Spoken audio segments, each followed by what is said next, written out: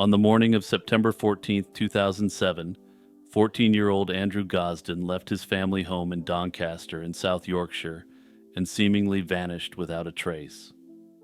That day began like any other Friday for the Gosden family. Andrew's parents, Kevin and Glenys, recall him sleeping in a bit later than usual and being slightly grumpy when awakened, but nothing was obviously amiss. He dressed in his Macaulay Catholic High School uniform and said goodbye as if heading to school. However, Andrew didn't catch his school bus. Instead, after his parents and older sister Charlotte left the house, he returned home. He then changed out of his uniform into casual clothes, jeans and a Slipknot t-shirt, and walked out again, this time toward Doncaster railway station. Surveillance footage from a neighbor's house later confirmed that Andrew headed in the direction of the station that morning. At 9:35, he purchased a one-way train ticket from Doncaster to London's King's Cross station. The ticket seller remembered Andrew because he appeared very young to be traveling alone and had insisted on a one-way ticket even after being told a return would cost only slightly more. Andrew then boarded the train by himself, and a fellow passenger later confirmed seeing the quiet boy sitting alone during the journey. He arrived at King's Cross station in London at 11:20 a.m., and cameras captured him exiting the station at 11:25 a.m. This remains the last confirmed sighting of Andrew Gosden. In the brief footage, he appears calm and purposeful, wearing his backpack and looking much like any other young visitor stepping into the city. Back in Doncaster, Andrew's family had no idea he had gone to London. That evening, they initially assumed he was in the house, perhaps playing video games in the basement or doing homework in his room. It was only when they called him for a family dinner and he didn't respond that panic set in.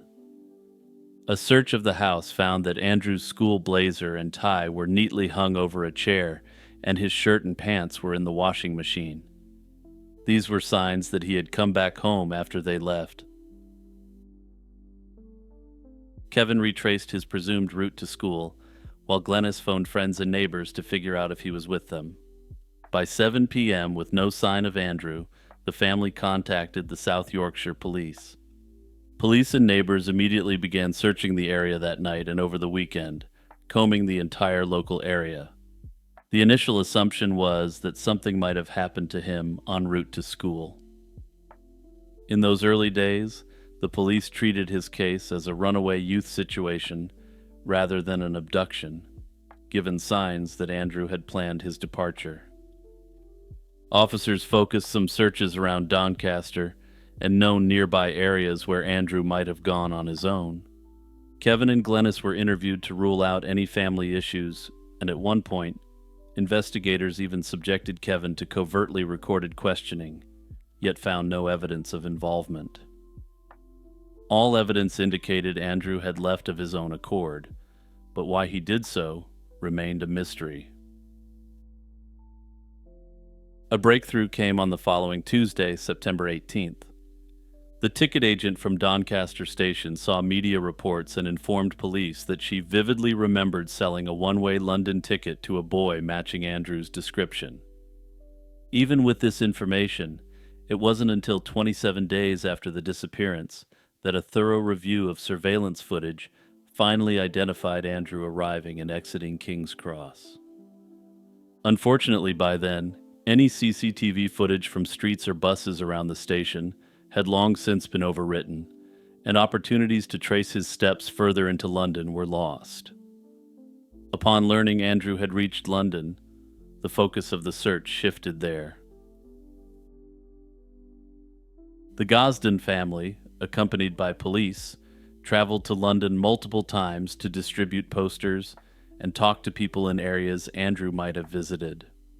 Andrew was an intelligent kid with a keen interest in museums, libraries, and sites like the Natural History Museum, so the family canvassed such locations. They also concentrated on neighborhoods where they had relatives, thinking Andrew might seek out family contacts for shelter. However, these efforts yielded no confirmed sightings or any additional clues. Over the weeks and months following Andrew's disappearance, numerous tips trickled in. In total, more than 100 unconfirmed sightings from all over the country were reported in the first year. One sighting indicated that he had been at a Pizza Hut near King's Cross the same afternoon he disappeared, though that sighting was unconfirmed. Another person reported possibly seeing him about a month later, around Covent Garden. In that instance, a woman recalled talking to a boy who strongly resembled Andrew. When she mentioned he looked like a missing boy she'd seen on TV, the boy nervously denied any connection to the case and rapidly walked away. Some have interpreted this as proof that this was Andrew, while others have equally plausibly suggested that he was someone entirely different and a bit freaked out by the stranger. Other possible sightings placed a boy resembling Andrew in various parts of London in the days after his disappearance, but didn't include any alleged conversations with him. As time went on, the investigation stretched into a nationwide effort, but tangible progress was painfully slow. In November 2008, more than a year after Andrew went missing, a strange incident occurred. A man walked into a police station after hours claiming he had information about Andrew. By the time someone came to take details, the man had left abruptly. Police issued an appeal for this individual to come forward again, and soon after, an anonymous letter was sent to the BBC claiming to be the man. He described a possible sighting of Andrew in Shrewsbury in November 2008. This hint, like so many others, led nowhere concrete. It was never confirmed if the author was indeed the same person or if the information was credible. For nearly 14 years, Andrew's fate remained completely unknown, though the authorities routinely came out to plead for information about his whereabouts. Then, in late 2021, the investigation took a dramatic turn. On December 8, 2021, South Yorkshire Police, working with the Metropolitan Police, arrested 2 men in London in connection with Andrew's disappearance. This stunning development, announced publicly in January 2022, marked the first ever arrests in the case. The men, ages 45 and 38, were held on suspicion of kidnapping and trafficking offenses. Notably, the 45-year-old was additionally arrested on possession of illicit photographic materials. These serious allegations raised grim possibilities that Andrew may have been abducted or harmed by individuals involved in truly disgusting activities. Investigators seized numerous electronic devices from the men and warned that forensic analysis of those devices could take 6 to 12 months. Over the following year, police inquiries continued quietly. In early 2023, South Yorkshire Police stated that the 2 men remained under investigation and the electronic evidence was still being examined. No charges were announced during that time, and the details of why these particular men were suspected were not released. The public was left wondering if perhaps someone had come forward after many years with information tying those men to Andrew. Then, in September 2023, police provided an update. After exhaustive investigation, both men were released without charge and were eliminated from suspicion. Detectives stated they were confident that the 2 individuals had nothing to do with Andrew's disappearance. In other words, whatever suspicions prompted the arrests didn't ultimately link these men to Andrew. The announcement was a relief in the sense that no evidence was found of Andrew being harmed by them. However, the mystery remained unsolved. In the absence of definitive answers, numerous theories have emerged over the years about what might have happened to Andrew Gosden. One of the earliest and most persistent theories is that Andrew left home intentionally to start a new life, or to escape pressures in his life. Andrew was exceptionally bright. He was a prize-winning mathematics student that was among the top students nationally. Further, he was enrolled in a gifted program which he excelled in. Some who knew him wondered if the rigid path of the British academic system felt stifling to him. This theory is supported by the calm and deliberate steps Andrew took. He waited for the house to be empty, took cash savings, and traveled to London on his own. The fact that he insisted on a one-way ticket indicates he likely didn't intend to be back home that same day. Perhaps London, with its museums, music venues, and subcultures, beckoned to his sense of curiosity or offered an escape. It's possible Andrew made the trek to London to attend an event. Investigators learned that a favorite band of his, a Finnish metal band named His Infernal Majesty, had a rare London appearance and signing session a few days after his arrival. This was investigated, though it doesn't appear he actually attended this event, or at the very least there's no evidence to suggest he did. All that said, this theory has become much more unlikely with each passing year. A related hypothesis is that Andrew's trip to London might have been arranged or encouraged by someone he met, possibly via the internet or through another channel unknown to his parents. In 2007, Andrew didn't use social media and reportedly didn't have an email address, at least according to his parents. Some have pointed out that Andrew had a PSP gaming device. The PSP had internet connectivity, and some have speculated that he may have used it to talk on music or video game forums. If he used it to connect with people online, those communications were never traced, and in 2017, the authorities mentioned they were looking into Andrew's digital footprint. However, it's unclear if anything came from this investigation, as nothing has been publicly revealed. From early on, Andrew's parents feared that despite appearances of a voluntary trip, something sinister could have befallen him in London. Unfortunately, London is a place where a vulnerable 14-year-old traveling alone could encounter individuals who wish to harm him. The fact that Andrew looked very young for his age may have made him an easy target. This theory gained traction over time, especially when years passed with no contact. If Andrew had intended to run away for a short while, surely he would have signaled that he was okay, unless someone prevented him from doing so. Though those who knew Andrew describe him as a well-adjusted teen, investigators had to consider if he left home due to a mental health crisis. Despite reports that he was generally happy, the pressure of adolescence affects everyone differently. One theory considered was that Andrew might have wanted to escape in a way that would spare his family the pain of knowing what happened.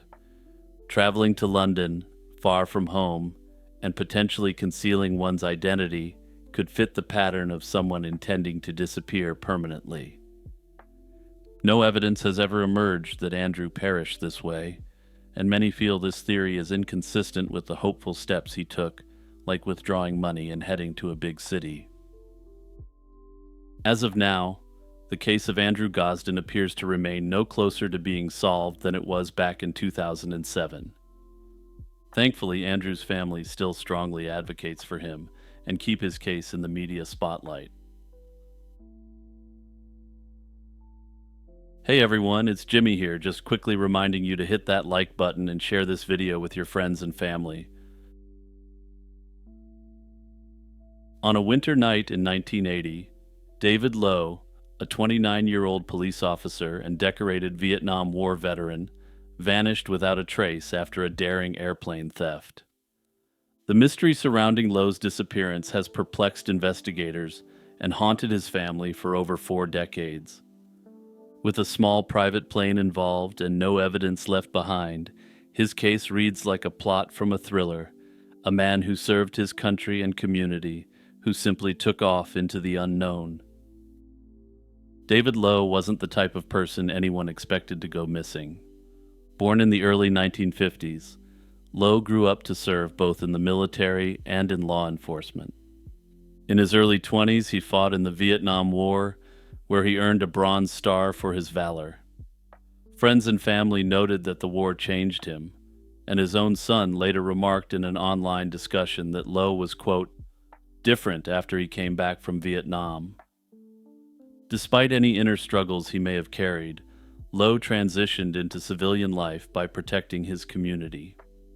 By the late 1970s, he had become a police officer in Pasadena, Texas, a suburb of Houston. By 1980, David Lowe was 29 years old and appeared to be living a stable life. He was a father, a Vietnam veteran, a Bronze Star recipient, and now a police officer. Simply put, Lowe was the kind of person who had always put service to others first. Nothing in his background immediately suggested he would one day disappear. Yet everything would change on a February evening of that year. February 6, 1980 began like any other day for Officer Lowe. He spent part of that day at the Pasadena Police Department's headquarters. Sometime that evening, Lowe walked out into the parking lot of the police station. This moment would be the last confirmed sighting of David Lowe. What happened next remains a mystery, but investigators believe Lowe left the area by taking to the skies. At some point that night, he's thought to have departed in a small private airplane, a red and white 1974 Cessna 172. Crucially, it turned out that the plane didn't belong to Lowe. Rather, he took it without permission, under cover of darkness. Or at least he's believed to have taken it without permission, since no one specifically saw him do it. Given that he presumably stole the plane, there's no record of him filing a flight plan. Whether he had a specific destination or was simply flying into oblivion, no one can say for sure. What is certain is that David Lowe never arrived anywhere publicly known, and he never contacted friends or family again after that night. When Lowe failed to show up as expected and couldn't be reached, concern quickly spread. By the following day, February 7th, 1980, it was clear something was wrong. The investigation into David Lowe's disappearance unfolded over the weeks and months that followed. Pasadena police, along with other agencies, worked to trace the missing officer's movements. Search efforts were extensive, and law enforcement checked every small airport and airstrip in the region for any sign of the red and white Cessna. Notices went out to federal aviation authorities to be on the lookout. The Gulf of Mexico wasn't far from Pasadena, so Coast Guard and aerial patrols were alerted in case a plane had gone down over water. Back on land, detectives combed through Lowe's personal life for hints of a motive or destination. They found no obvious conflicts at work and no sudden changes in his behavior before the disappearance.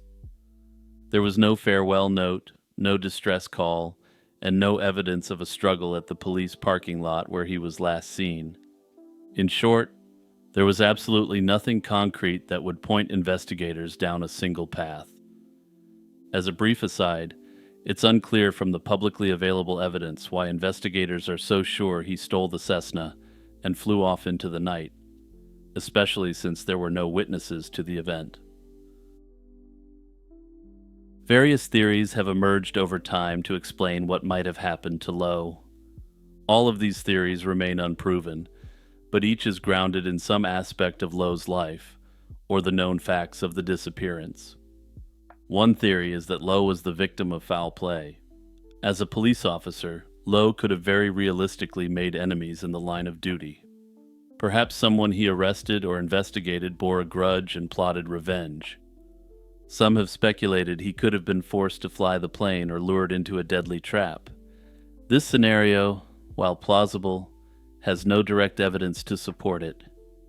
No signs of a struggle or violence were found at the police station parking lot, according to available information. Further, there were no known threats made against him before he vanished. If foul play was involved, whoever was responsible left no trace of it. Another prominent theory is that David Lowe chose to disappear intentionally. This idea is strongly favored by some of his own relatives. In conversations decades later, Lowe's family members revealed that they believe he left the family and adopted a new identity. There are several facts that lend plausibility to this theory. Lowe appears to have taken an airplane surreptitiously, suggesting careful planning. Departing by plane could indicate he wanted to get as far away as possible, quickly and unseen. This Cessna could have been sold illicitly, perhaps using an underworld connection David encountered as a police officer, and this could have been used as seed money to start his new life. Still, as of today, no proof of Lowe living under a new name has surfaced, so this theory remains an intriguing question mark. It's also unclear how thoroughly this avenue was investigated, or if, for instance, a forensic accountant was retained to examine his financial records. Equally plausible is the theory that Lowe intended only a short, perhaps impulsive flight, and met with an accident. Flying a small Cessna at night can be risky, even for experienced pilots. Mechanical failure, disorientation, or bad weather could have caused the plane to crash into an area where it has never been found. It's unclear from the evidence publicly available what David's level of flying expertise was, or if he was trained to fly at night. Searchers in 1980 did consider the possibility of an accident, scouring potential crash sites, but they turned up nothing. The fact that the plane was never found led many to assume Lowe likely perished in a crash that simply hasn't been located. Pasadena and its surrounding regions have vast swaths of remote land and water. The Cessna wreck could lie at the bottom of a lake, in dense woods, or be submerged in the Gulf where it would be virtually undetectable. Others have speculated that he perished while piloting the plane at night, but that it was no accident at all. Under this theory, his mental health had declined to the point where he was unable to take it anymore, a sad reality that has claimed the lives of many veterans. The fact that no crash site was ever found may indicate that he intended to go to as remote an area as possible for this act, so as to spare his family the pain of finding his remains. Again, Pasadena, Texas is right next to the Gulf, and if he flew out and intentionally crashed, the chances of him or the plane being found are minimal.